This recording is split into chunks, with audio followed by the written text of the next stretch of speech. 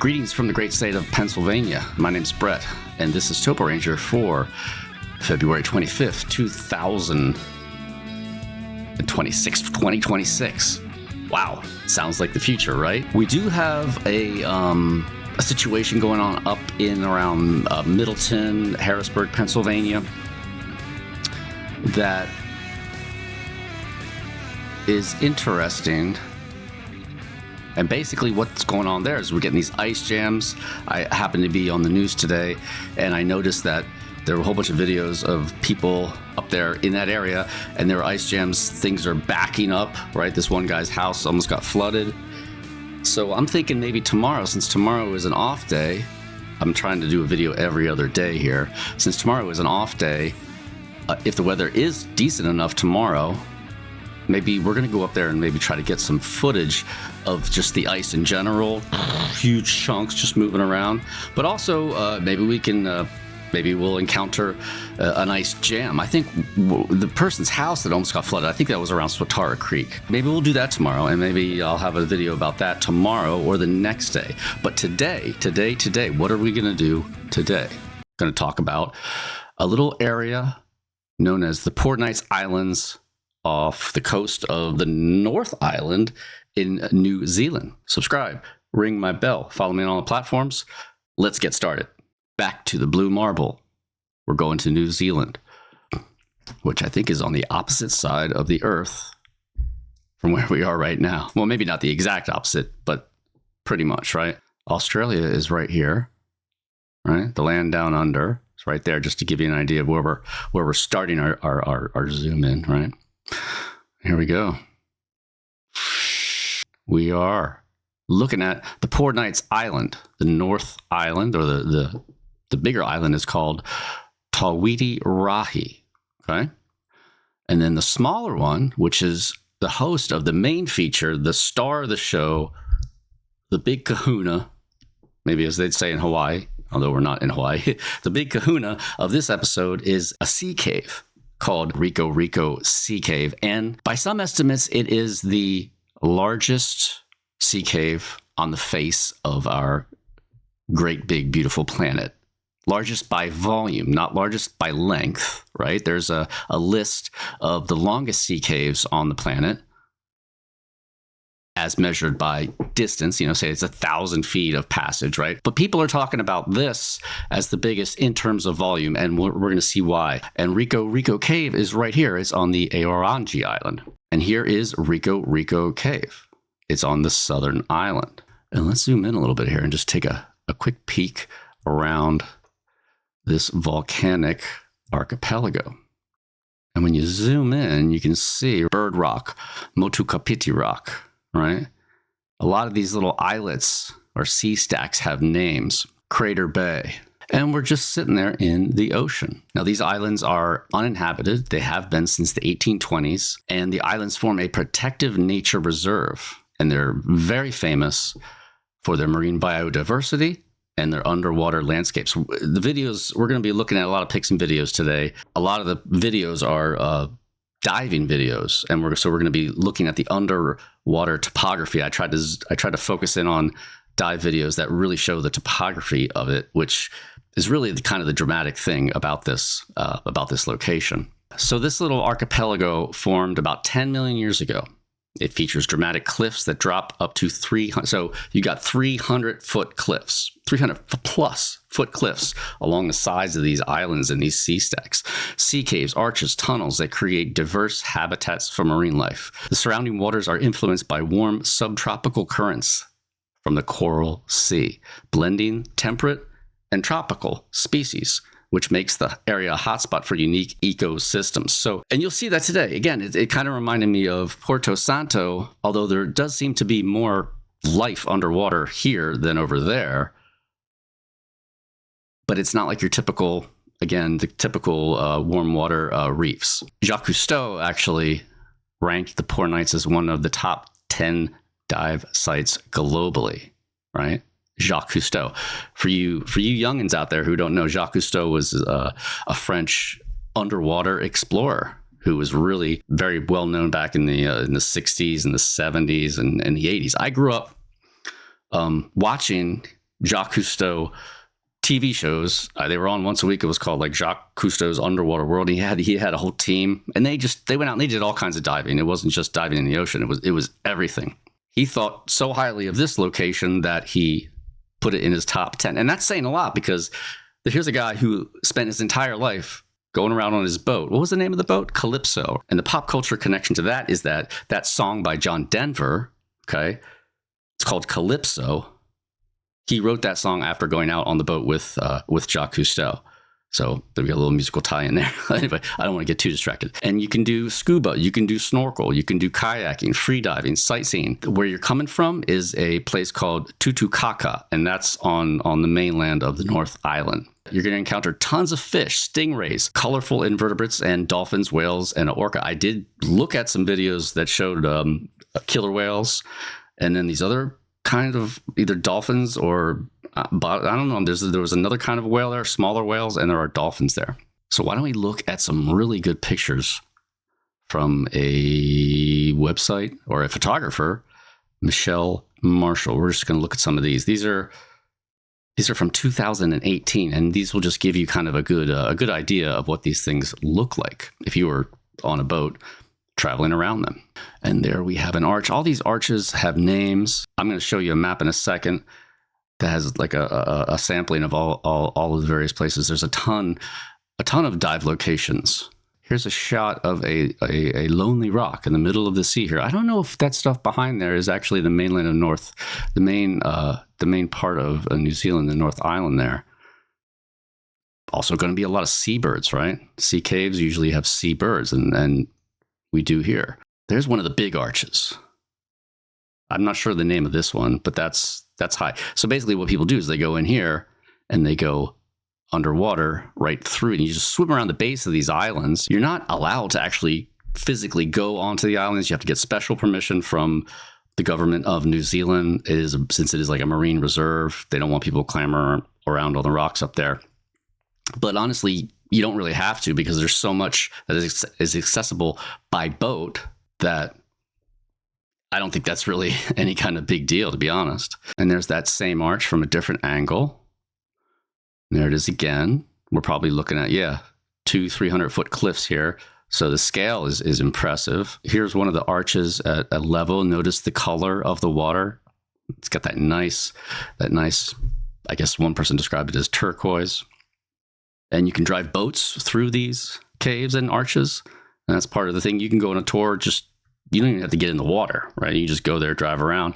And these things get pretty large. In fact, Rikoriko, star of this video, like I said, is by volume considered by some to be the biggest sea cave in the world, right? And that's saying a lot, because there's a lot of big sea caves in the world.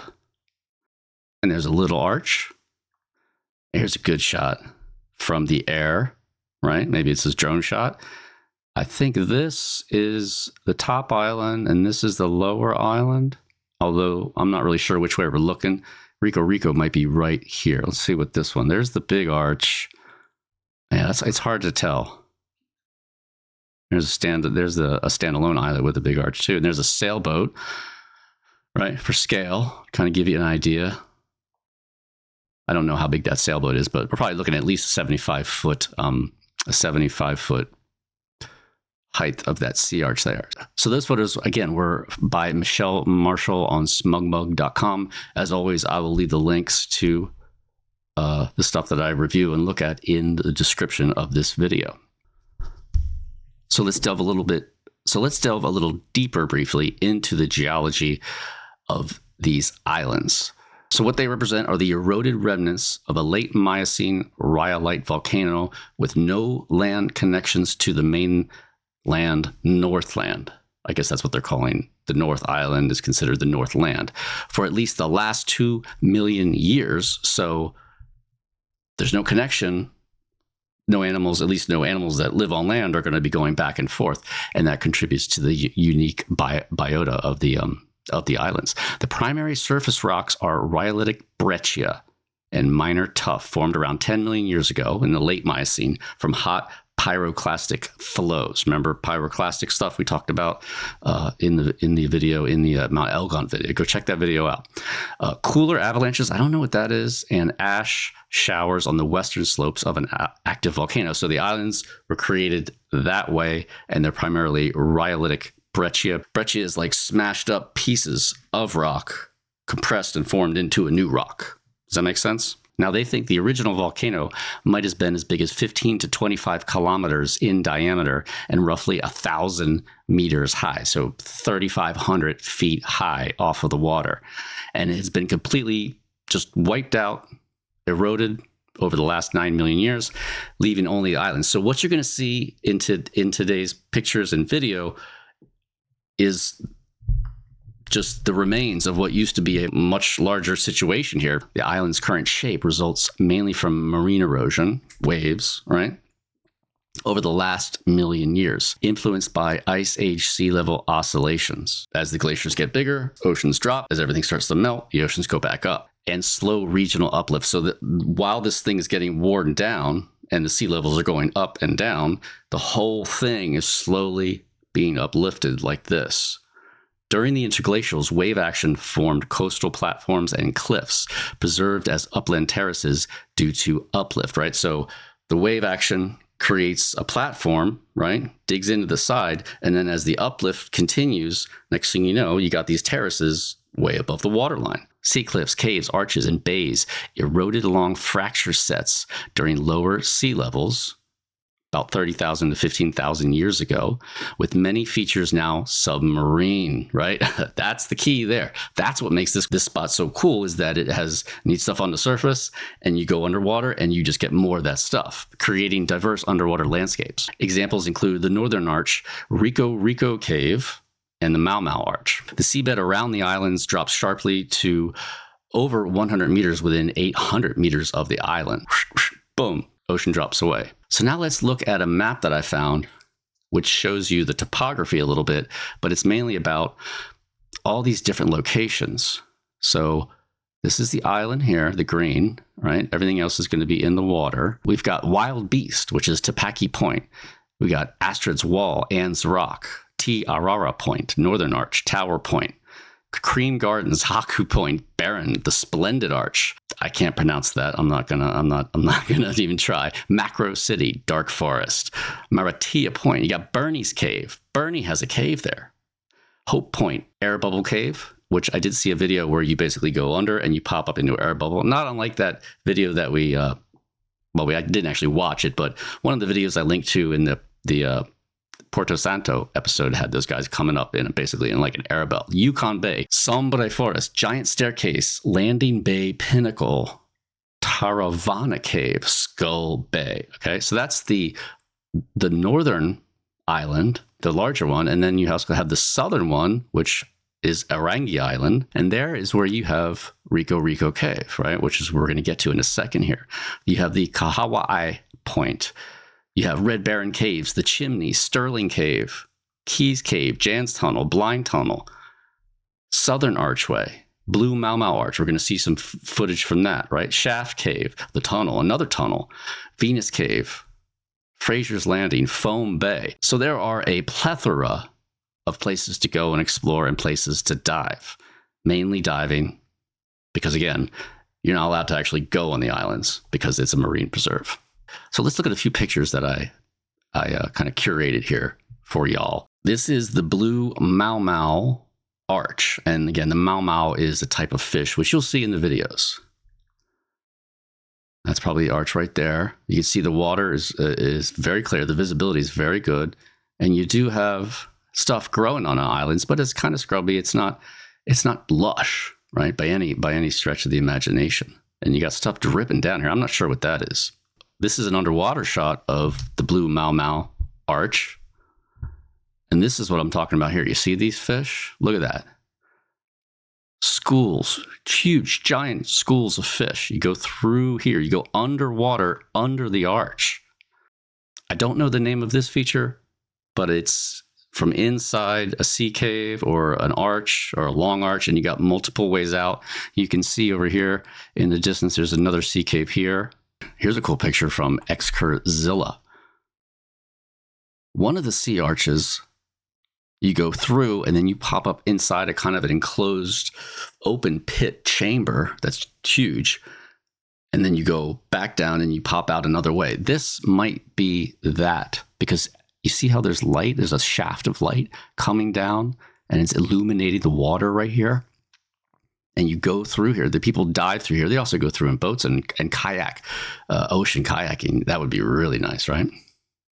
Here's a picture by Stephen Collins at ocean level, looking through one of the big arches across to one of the big islands, and you got more arches.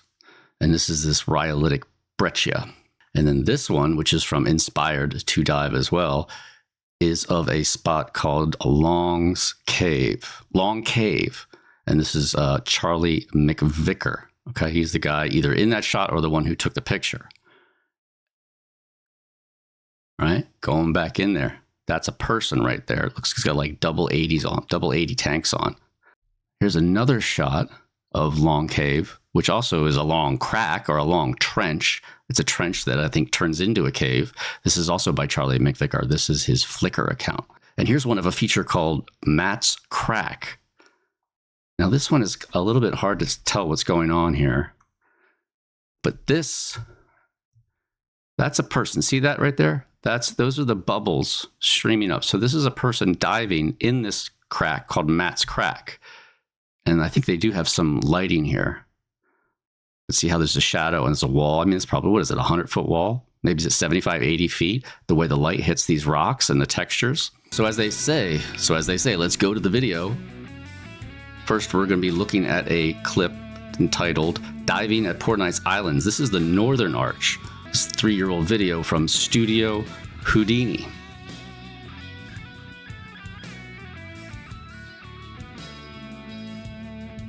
And they look like they're quite a ways under there, maybe 100 feet. And it just keeps going down. But you can see the bottom there. But since you're looking at probably a 200-foot depth, it gives it that elongated, stretched out sensation. You got the fish all around. They're looking at that's a snapper. That's where they're all snapper fish are female at birth. And there is coral and stuff growing, but again, it's not like the Caribbean reefs or the reefs in the like around Fiji and stuff like that. Lots of fish hanging around, right? Look at those fins, they're just popped out.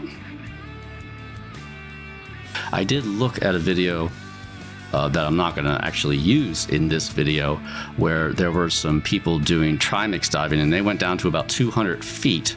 And in that video, the divers actually went to the bottom here. So these people are what? If they're 100 feet underwater, they got, look at that.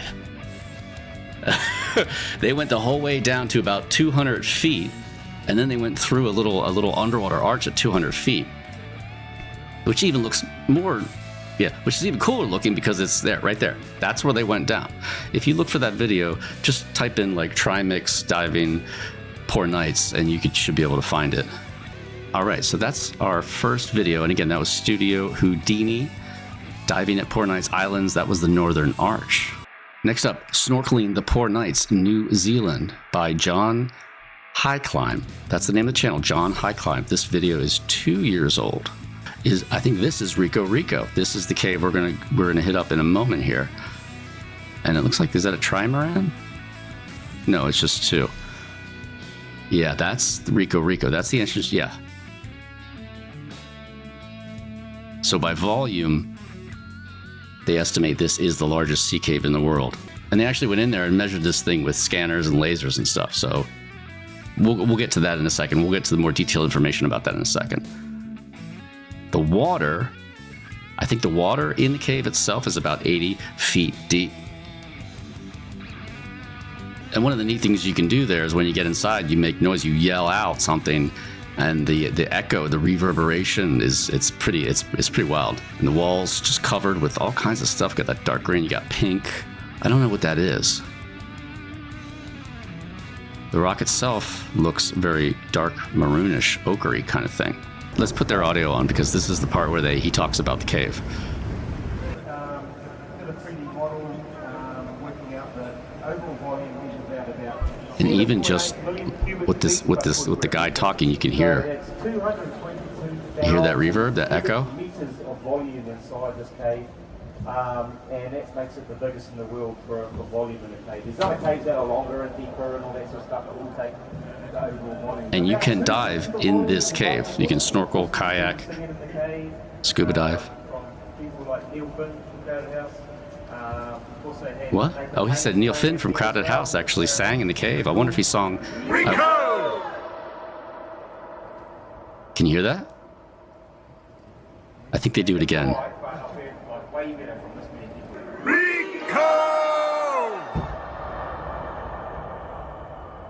He does a horn here in a second. Wait for it.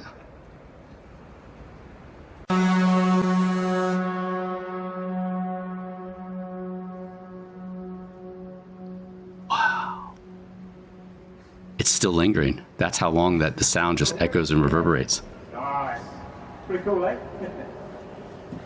And that is the back end of the cave, I do believe. That weird mix of colors.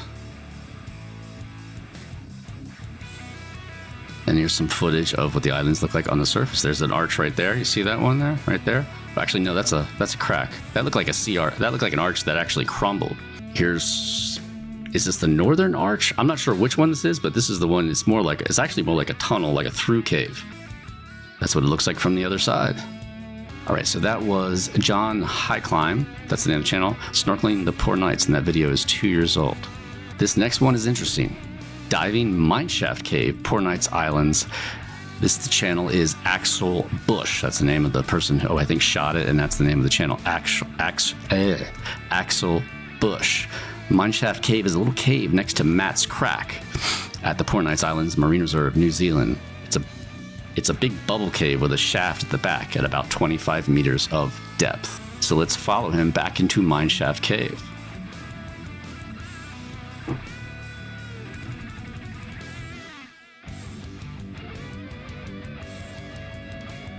Then we got kelp. There's lots of kelp on these islands all around and inside. You can see it's growing on the walls. You've got various types of, I guess that's probably coral. And then at the very back of this sucker, it looks like this.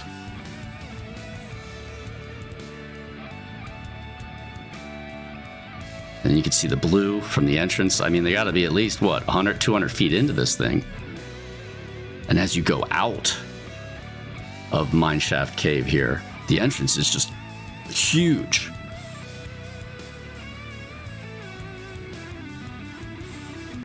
And it looks like he is wearing, is that a dry suit? That might be a dry suit. Everybody is wearing, look at that, wow. Everybody's wearing wetsuits, at least wetsuits in these dives. That was from the channel Axel Bush, Diving Mineshaft Cave in Poor Nights Island. And that video is from 2015. Next video comes from Dive HQ Auckland. This is a 4-year-old video. The name of the channel is Dive HQ Auckland, The Poor Nights, and this is the blue maomao arch. I included this, it's real short, just because I thought it was a really cool shot. Again, fish, just huge schools of fish, swarming, just surrounded.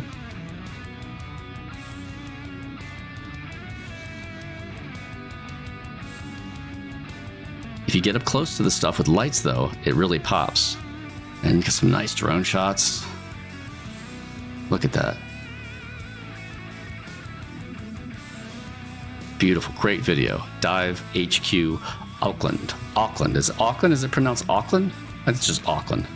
Can I say that one more time? Auckland. Poor Nights. That's the blue maomao arch. We're starting to get close to the main event. This channel is just called Blair, Diving Northland and the Poor Nights Island. This is from 2023. This might be Matt's Crack.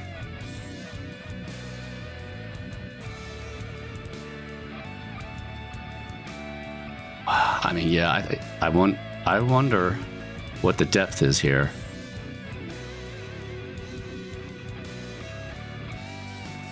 It almost makes me think of Iceland for some reason. I'm not quite sure why. Lots of different plants. Look at that sucker. What is that? And the fish are just insane. They're everywhere. There's a lot of them. All right, that was Blair, Diving North Island, The Poor Nights from 2023. 2023.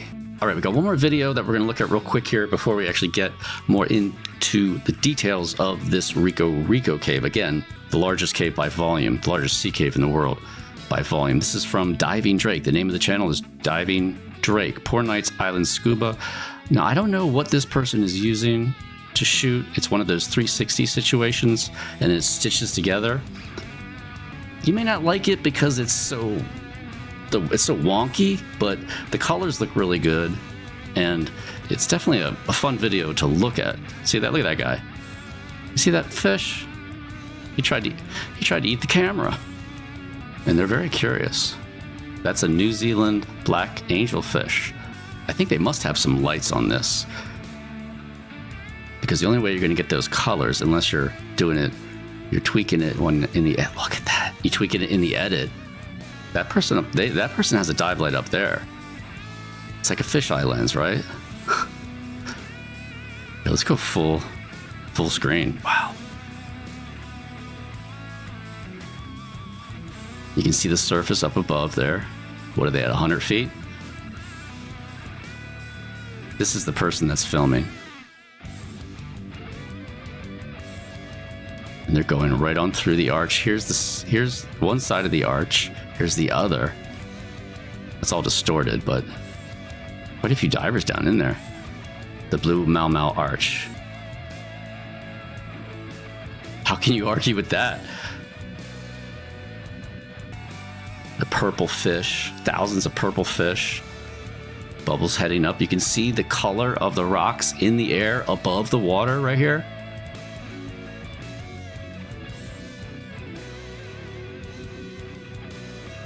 Again, this is Diving Drake. Go check out the channel.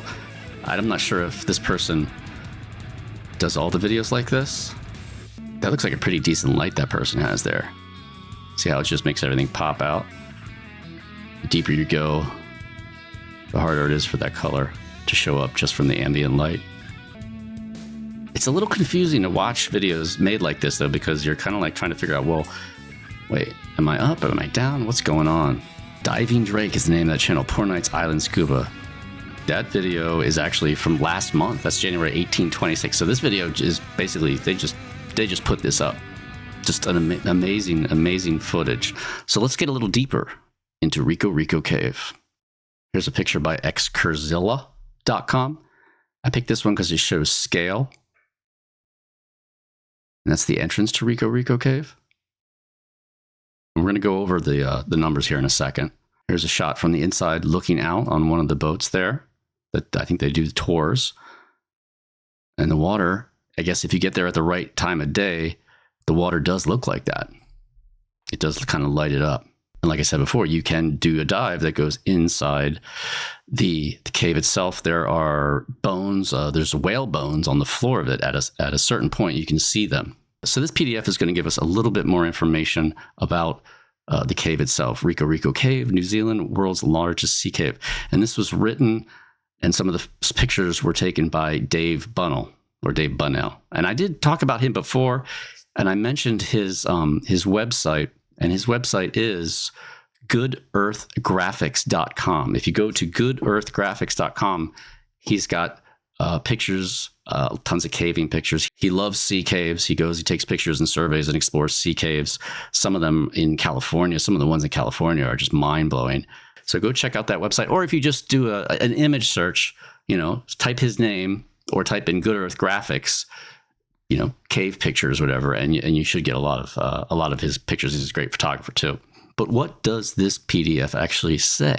And Dave writes the following: what led Aussie to write to me was that he had helped surveying student Jeremy Elric undertake a volumetric survey of Rikoriko Cave, providing one of his boats as a platform for a sophisticated laser survey of the cave. Aussie, this is a person he's corresponding with, wrote and posed the question to me of how we determine the world's largest sea cave. He'd seen the world-long list of sea caves I had compiled. The first two spots in this list were held by Painted Cave, which is 1,227 feet long, and that's in Santa Cruz Island. The islands down there off the coast of California. I mean, we could just do a whole episode on that. And Waiahuakua, which is in Kauai, which is 1,155 feet. Based solely on length and measurements, his candidate, meaning the Rikoriko Cave, and this was before Dave actually went there, wouldn't fare well on that list. At 500 feet long, it places at number 30. So length, really not that big. But at 315 feet wide at its widest point and up to 124 feet high, but about 40 of it underwater. I'm sorry, it's not 80, it's 40. So it's 40 feet of it is underwater. The total height is 124 feet. The width is 315, right? The cave is quite an impressive chamber. I told him I'd always felt that volume would be a better indicator of size for many sea caves, which often comprise single rooms with short radiating tunnels, but that we simply don't have any data to address that accurately. So what happens is he winds up going to New Zealand and meets up with some friends, and then he also meets up with this guy who takes him out to Rikoriko Cave. It is a beautiful place. Its walls are covered in a patina of pink rock and green mosses and algae, and floored with beautiful blue water. At first, I thought it not to be nearly so big or impressive as Painted Cave in the Santa Cruz Islands, but then realized the size of the thing. All lit up with the entrance light is deceptive. We studied for a while, and I noted a series of joints along the width of it that might account for its broad width, which adds so much to the volume. We made no serious attempts at photography, that being reserved for the next day's excursion. So he's looking up, he's noting geological features in the cave, indicating why this thing is so wide, why it has such volume. And that is one of the pictures he took. What's really neat here is, though, you have this 3D model of Rikoriko from combined laser and bathymetric data. Red shows underwater portion. Maximum height is 38.1 meters. So everything from here down is underwater. This is looking down, right? So you're looking down on it. A 3D plan model of Rikoriko showing maximum dimensions, which again is, 315 feet wide, 501 feet deep or long, and 124 feet high with 40 feet of that underwater. That's what that right there is showing you, right? That's what it looks like from the inside, right? So they go in there, lasers shoot all over the walls, and they take all the data and they process it, and they can spit out a map like that. And then he just goes over some of the geology. Sea caves appear to be carved into joints and fractures resulting from the uplift. Remember how I said as things were going up and down, there was this general uplift, right? What he's saying here is that the wave action is attacking these joints, these fractures, these weak spots in the rock, and over time, that's what's forming these caves. Local speculation concerning Rikoriko has suggested it to be some sort of gas bubble in the cooling lava. Now, I don't know about that. I've never heard of anything, a gas bubble in cooling lava that's that big. I don't even know if that's possible. My examination of the ceiling and the walls of the chamber showed at least 4 distinct joints spanning the width of the room. 2 of them visible in the large color photo on the opposite page. The one in the rear clearly shows an upwards erosion on the landward side of the crack, perhaps acting as a zone which concentrates force. Sometimes you have caves, sea caves, the shape of the passage, the morphology of the passage actually concentrates the wave energy, and then all that energy will hit a certain spot, and that's kind of the driving force behind it, right? Elsewhere in the Poor Knights, this mechanism has apparently produced a 180-meter shaft at the back of a sea cave in Cave Bay that leads to a surface sinkhole. If so, this would certainly be the world's deepest known sea cave. That, I don't know if that's the one that we looked at there. So you go back to the end of a sea cave, right? And then there's going to be a 180-meter shaft looking up to the surface of the island. Again, you can't get on the island, though, unless you get permission. And I mean, if you're doing science, you're surveying, you're exploring, and, you could probably get permission, but you can't just go up there and drop that pit, because if you could, I'm pretty sure this guy would have done that, because that would be a neat rappel down in there. Jeremy Elrick's survey was conducted in 2 separate visits. The first, he used a 3D laser scanner to model the portion above the water. The second, he used an echo sounder to model the portions below the water. So 2 different ways to map this thing, depending on whether there's water or not. Both were referenced to a GPS station established outside the cave on the bedrock of the island, since the measurement platform was a boat. With this data, a volume of 221,494 cubic meters, which is 7.8 million cubic feet, was determined for the cave.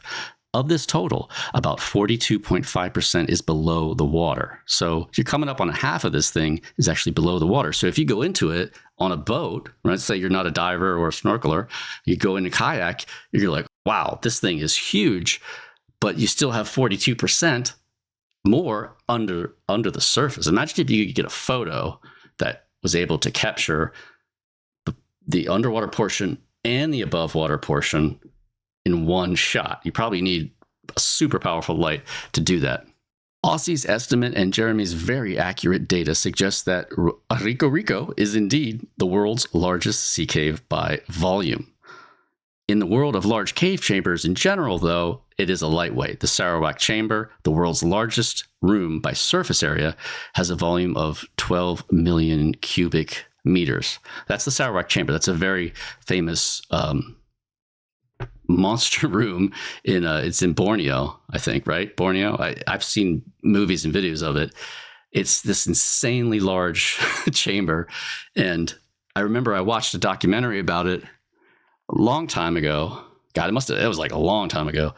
And what happened was they were going down this enormous river passage, and then all of a sudden they just started hearing these weird echoes, these weird reverberations, more so even than the passage they were in, which was, even that alone was a huge passage. And they discovered they were on the edge of this absolutely monster-sized room, and they started walking around it, right? Because they found that when they actually they tried to go into the center of the room, they got worried because it was so large, they didn't know if they were going to get turned around, and then they might not be able to find their way back to the specific spot they came out of. And they're worried about getting back, not being, getting lost, because the thing is so big, you have to worry about something like that. And also people were reporting that when they went out into the room, because they did do photography and they surveyed it. You can see pictures of it. The Sarawak Chamber, Sarawak. Go look that up. It'll blow you away. Out to do photography and surveying and whatnot, they had to go into the middle of the room. And some of them were saying, they were getting fear of, that irrational fear of open spaces, where you're like, they were getting agoraphobia. They were getting that agoraphobia in the middle of this massive chamber.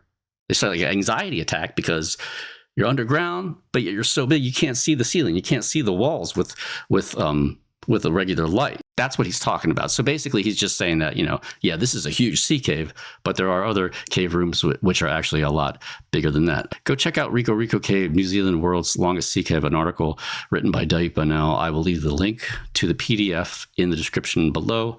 Go read the whole thing because there's lots of good information in there. So let's go ahead and wrap up this episode with a couple more videos of Rikoriko, the world's largest sea cave. First one we got is from a channel called Soul Ventures, and the title is World's Largest Sea Cave. And here we go, into the chamber itself. So yeah, this is Rikoriko Cave, the largest sea cave in the world. From the drip line to the back is 156 metres, across is close to 90 metres, and then top to bottom, including the water, is close to 40 metres. So it's the largest sea cave in the world based on pure volume. It used to be a big gas chamber, they believe, when it was volcanic, and it burst, and that's what created the cave around it. Now he goes into why it's called Rikoriko Cave here. I didn't even hear that part before, so let's listen carefully. When the sun comes out later, especially during winter, it's low in the sky, it reflects off the water, and you get like this dancing light effect on the edge of the cave. And that's the Māori translation from Riko, is dancing light, so Rikoriko. Okay, so what he said was that certain times of the year you have light coming in, it bounces off, and it does that cool thing that light on water does on cave ceilings. And the translation, Rikoriko, is the native language for dancing light. So it's the cave of the dancing light, I guess you could also call it. That's some good looking breccia there. Soul Ventures was the channel. Title World's Largest Sea Cave. Next we have Out of the Gate Off-Road. Out of the Gate Off-Road is the name of the channel. It's an 8-month-old video. And the title of this video is We Dived One of the Best Dive Spots in the World, No Filter Needed. And there's one of the big arches. I'm not sure what. Oh, no. Sorry, this is Rikoriko Cave. Okay, this is good because this shows you the approach. In you go. That nice deep blue. And there's the dancing light. That's the Rikoriko. That's what the cave was apparently named after by the locals. And indeed, the light is dancing.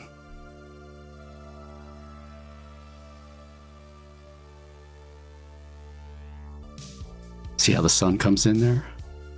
Lights that up? That would be a good time to dive. And then they turn it around and they exit, which gives you another great view. They really seem to have come here at the right time of day. And that's a pretty big boat. That kind of gives you a little bit of scale with the people there. And that is Out of the Gate Off-Road. We dived one of the best spots in the world. No filter needed. So go check out that channel. And the last clip we're going to feature today is from a channel called Dive Monkey. The video is 6 years old, entitled Scuba Diving Poor Knights Islands, Rikoriko Cave. The reason I chose this one to look at is because of the fish and the mood and the vibe. Very dark. Now it looks like they're doing side mount diving. See how the tanks are on the side there? And you got these huge collections. I don't know what arch they're under right now.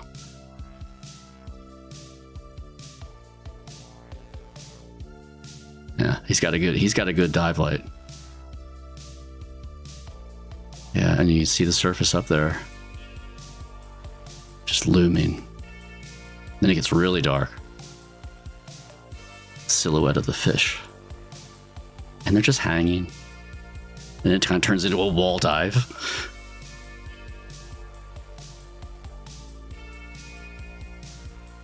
And that's it. That's a film by Paul Ellie, Scuba Diving, Rikoriko Cave, January 2019 from Dive Monkey Productions. All right. Thank you, Dive Monkey. That was an awesome clip. There's a night diving video you can watch too. I mean, there's tons of videos. I just go through them, and within a certain, time frame, I have to pick what I think best represents what we're talking about here at Topo Ranger. We're interested in the topography, the underwater features, as well as the fish and all that stuff. I love all that stuff. So there you have it. The biggest sea cave in the world by volume in the Poor Knights Islands off of the east coast of the Northern Island in New Zealand. You guys ever been to New Zealand? I've never went there. I'd love to go there. My mom went there. She said it was amazing. If you have, leave a comment. What'd you think of this cave? Would you go into this cave? Would you dive this cave? Would you snorkel? Would you kayak? What would you do if you went to this location? What would you be into? Would you be more into the birds, or more into the fish, or more into the caves, or more into the arches, or maybe just like hanging out and yelling and listening to the reverb, right? Hope you had a good time. If you did, make sure you hit subscribe, ring my bell, follow me on all the platforms. This is Brett for Topo Ranger, and I'll see you in the next episode.